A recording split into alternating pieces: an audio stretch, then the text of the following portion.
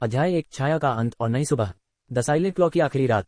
सुदूर उत्तरी इलाके में एक चट्टानी पर्वत श्रृंखला थी वॉइड पीक। ये पर्वत इतना ऊंचा था कि इसकी चोटी पर खड़े होकर नीचे फेंका गया एक पत्थर जमीन तक पहुंचने में पूरे 20 सेकंड लेता था। 20 सेकंड और फिर उसकी गूंज आती थी। इसलिए इस जगह का नाम वॉइड पीक रखा गया था। ऐसा कहा जाता था कि यहाँ से गिरने वाला कोई भी इंसान शून्य वॉइड में गायब हो जाता है और कभी वापस नहीं आता।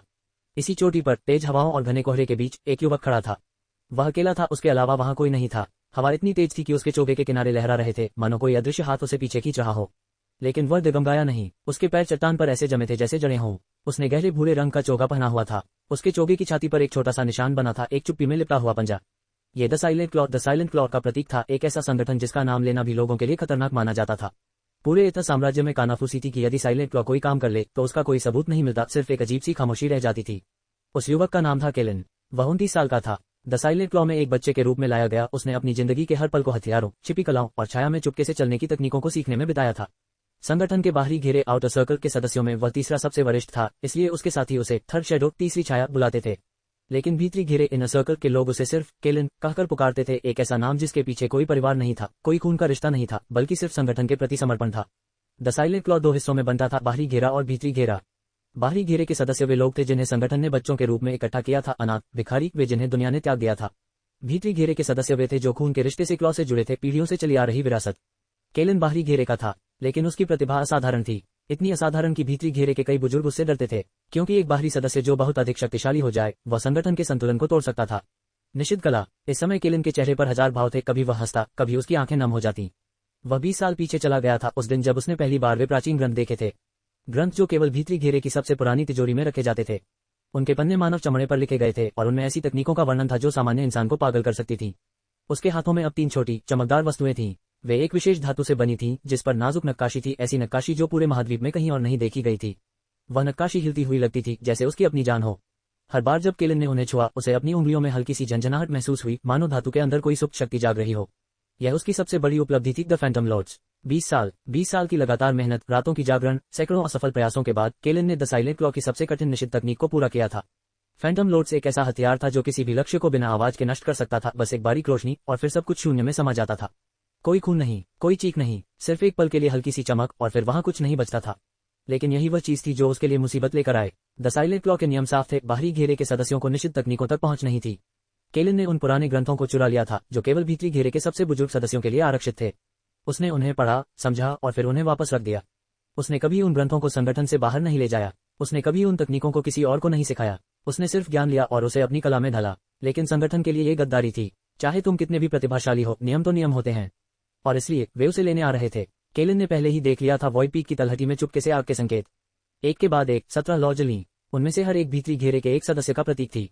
बुजुर्गों का आगमन। केलन ने पीछे मुड़कर देखा। वॉइड पीक की ओर जाने वाले रास्ते पर 17 आकृतियां चढ़ रही थीं।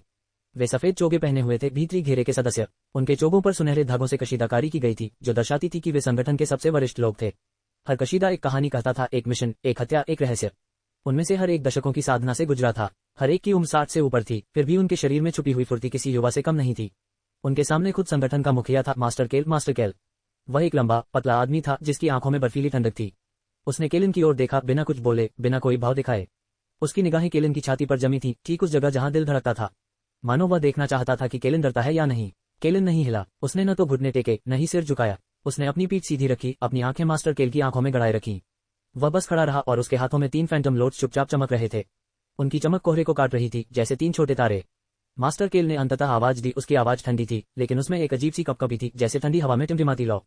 केलन, बाहरी घेरे का एक सदस्य, तुमने नियम तोड़े, तुमने निषिद्ध ग्रंथ चुराए, तुमने वह हासिल किया जो तुम्हारे लिए नहीं था। तुम्हें पता है कि इसकी सजा क्या है? केलन की आवाज शांत थी, इतनी शांत कि वह खुद हैरान था। उसने सोचा था कि उसका गला सूख जाएगा या उसकी आवाज कांपेगी, लेकिन ऐसा नहीं हुआ। मैं जानता हूं, मास्टर केल, मैं जानता हूं कि नियम तोड़ने वाले को माफ नहीं किया जाता।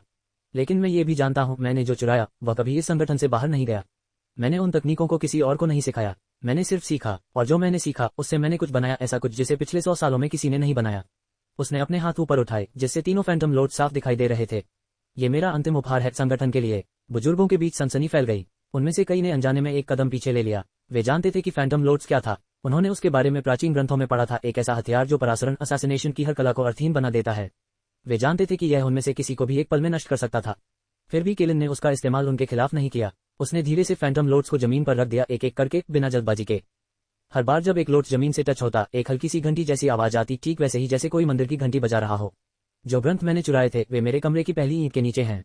मैंने कुछ भी नहीं छिपाया, आप उन्हें वापस ले सकते हैं। और ये 3 फैंटम लोड्स, ये मेरे द्वारा संगठन को दी गई आखिरी चीज है। छलांग। मास्टर केल की आंखों में कुछ टिमटिमाया। क्या वह गर्व था, दुख, या शायद अफसोस? उसके चेहरे की मांसपेशियां हिली बस एक पल के लिए, जैसे वह कुछ कहना चाहता था, लेकिन उसने अपने आप को रोक लिया। उसने धीरे से कहा, केलन, तुमने हमें बहुत चौंका दिया है, लेकिन नियम है। केलन मुस्कुराया। वह एक दर्द भरी, शांत मुस्कान थी, जैसे कोई मरीज जो जानता है कि उसकी बीमारी लाइलाज है और उसने उसे स्वीकार कर लिया है। मैं समझता हूँ, मैं अपने पीछे कुछ भी नहीं रखना चाहता, न शरीर न सबूत। इसलिए मुझे इस शून्य में समा जाने दीजिए। वॉइड पीक मेरी समाधि होगी। उसने अपने चोगे की गांठ खोली। भूरा चोगा उसके शरीर से गिर गया और हवा में उड़ता हुआ कोहरे में गायब हो गया, जैसे कोई भूत शरीर छोड़ रहा हो। उसके नीचे केवल एक सादा सफेद अंगरखा था, जिस तरह वह बचपन में इस संगठन में आया था, उसी सादगी के साथ जा रहा था। उसने अपने पैरों से जूते भी उतार दिए। नंगे पैर ठंडी चट्टान पर। मैं नंगा आया था, नंगा जाऊंगा। उसने पलटकर आखिरी बार वॉइड पीक के नीचे फैले अंधेरे को देखा। कोहरा इतना घना था कि उसके नीचे कुछ दिखाई नहीं दे रहा था, बस एक अनंत खालीपन। शून्य। उसने सोचा, क्या मौत भी ऐसी ही होगी? बस एक अंतहीन सफर, बिना किसी मंजिल के। बुजुर्गों ने एक साथ एक कदम आगे बढ़ाया। हो सकता था कि उनमें से कोई उसे रोकना चाहता था, या हो सकता था कि वे केवल ये सुनिश्चित करना चाहते थे कि वह सच में कूदे। केलन ने कोई मौका नहीं दिया। उसने अपने पिछले जीवन के हर पल को एक ही सांस में समेट लिया, सारे दर्द, सारी उपलब्धियां, सब कुछ। उसने आखिरी सांस ली, गहरी, लंबी, और फिर अपने शरीर को आगे की ओर झुका दिया। एक पल को वह हवा में तैरा, उसकी आंखें बंद थीं, उसके हाथ उसके बगल में ढीले थे। फिर गुरुत्वाकर्षण ने अपना काम किया। वह तेजी से नीचे गिरने लगा, पहले धीरे धीरे, फिर एक तेज हवा के झोंके की तरह तेज, और फिर उससे भी तेज। कोहरे ने उसे निगल लिया। उसके आसपास सब कुछ धूसर हो गया। 20 सेकंड, जमीन से टकराने में 20 सेकंड लगते थे। केलन ने मन ही मन गिनती शुरू कर दी, 1, 2, 3।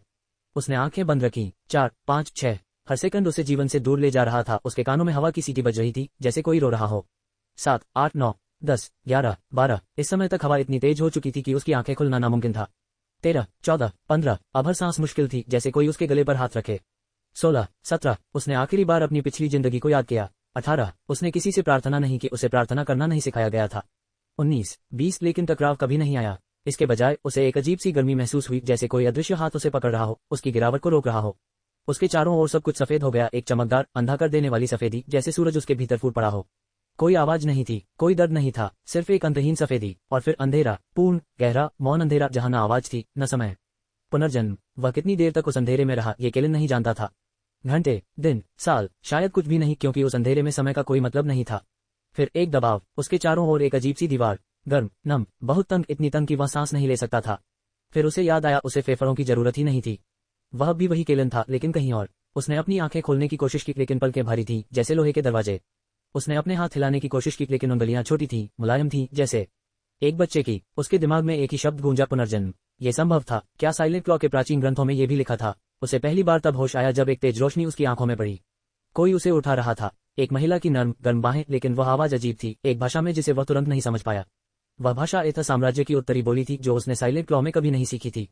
फिर भी धीरे धीरे शब्द अर्थ पकड़ने लगे। महिला कोमल स्वर में बोली, ये लड़का है, मजबूत है, रोता भी नहीं। धीरे धीरे उसकी आंखें खुली। सब कुछ धुंधला था, लेकिन उसने देखा एक छत, लकड़ी की, धुआं लगी हुई। उस पर पुराने जमाने के नक्काशीदार निशान थे, शायद कोई जानवर या कोई प्रतीक। एक कमरा, छोटा, मिट्टी की दीवारों वाला। दीवारों पर सूखी जड़ी बूटियां लटक रही थीं। एक चूल्हे की हल्की सी गंध आ रही थी, धुएं और घी की मिलीजुली। और चेहरे, 2 चेहरे। एक महिला, थकी हुई, लेकिन उसकी आंखों में समंदर जितनी गहरी खुशी थी। उसके माथे पर पसीना था और उसके हाथ कांप रहे थे, लेकिन वह मुस्कुरा रही थी। एक पुरुष, मजबूत जबड़े और भारी हाथों वाला, मजदूर या लकड़हारा। उसकी हथेलियों पर कड़े छाले थे और उसकी आंखों में एक अजीब सी नमी थी। उसके नए माता पिता। केलन ने अपने शरीर को महसूस किया, छोटा, कमजोर, और फिर भी उसकी पिछली जिंदगी की सारी यादें उसके दिमाग में मौजूद थीं। The silent claw, void peak, phantom lords, master Kael, सब कुछ बिल्कुल साफ, जैसे कल की बात हो। उसे वह दर्द याद था, न केवल छाती में, बल्कि उस अकेलेपन का जो 20 साल तक उसके साथ रहा। और अब उसके पास एक माँ थी, एक पिता था, लेकिन कुछ और भी था। एक अजीब सी अनुभूति उसकी छाती के अंदर, कुछ गहरे में, एक ऊर्जा की धार। बहुत छोटी, बहुत कमजोर, लेकिन वास्तविक। स्पिरिट पावर, आध्यात्मिक ऊर्जा। साइलेंट क्लॉ में उसने कभी ऐसा कुछ महसूस नहीं किया था। यह नई दुनिया की कोई अलग कला थी, या यह उसके पुनर्जन्म का कोई उपहार था। उसकी आंखों के सामने एक पल के लिए एक हल्की सी झलक आई, एक पर्ची जैसी चीज उसके ऊपर मंडराती हुई, जैसे कोई जादुई दस्तावेज। उसने पढ़ने की कोशिश की, लेकिन अक्षर धुंधले थे, नवजात की आंखों के लिए बहुत नुकीले। उसने पूरा ध्यान लगाया, अपनी पिछली जिंदगी की एकाग्रता का इस्तेमाल किया। धीरे धीरे, जैसे कोहरा छट रहा हो, उसने पढ़ा, सोल कार्ड, स्लॉट 1, खाली। फिर वह झलक गायब हो गई। केलन अब एक नवजात शिशु, बस बोल नहीं सकता था। उसके होंठ सिर्फ हवा में हिल सकते थे, लेकिन उसके दिमाग में एक ही विचार घूम रहा था, बार बार, एक मंत्र की तरह, मुझे दूसरा मौका मिला है। बाहर, उस छोटे से गांव की खिड़की से एक संकेत दिख रहा था, लकड़ी के तख्ते पर लिखा, थोड़ा मुरझाया हुआ, लेकिन साफ, वेलकम टू स्टोनशेड एथ किंगडम, नॉर्थर्न टेरिटरीज। अध्याय 1 समाप्त। योजक चिन्ह योजक चिन्ह योजक चिन्ह।